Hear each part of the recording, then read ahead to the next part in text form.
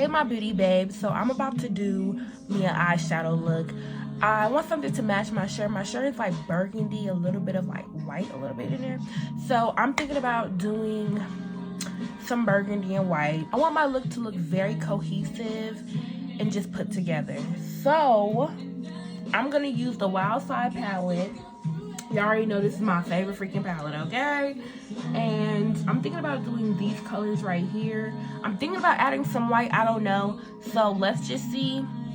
Let's get into it, okay? I'm not even gonna say too much.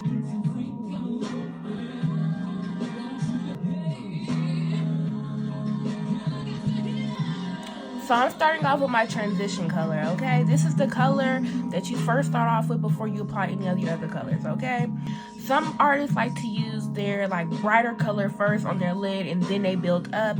Sometimes you can start off with your transition color, then build down. It depends on what you want to do, okay? So there's no right or wrong way to make up. You do what fits you best.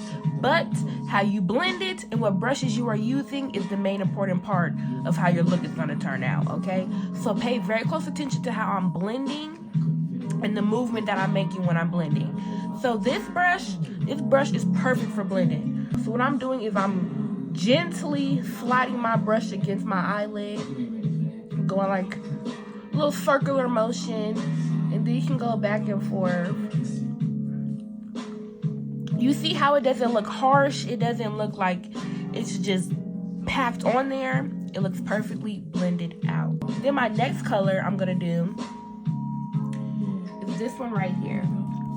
Okay, so I'm gonna use this brush next to go for my next color. So now, the color that I'm going to use is going to go basically in my crease line right here, okay? I'm gonna show y'all how to blend it out so it does not look harsh, okay? Remember, when you're getting your product, gently pat it, okay? That is just so you don't have too much product on your brush.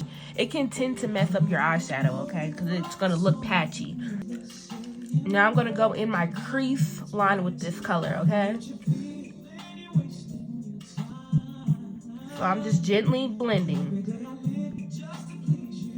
Now I'm gonna get deep in that crease. This is when I start moving my brush back and forth just so I can get deep into that crease. Then you can go a little bit harder, okay? So now what I'm going to do is pat this color just onto my lid. Like I said, some makeup artists would have started off with putting the burgundy on their lid and then working up. I decided to work downwards, okay?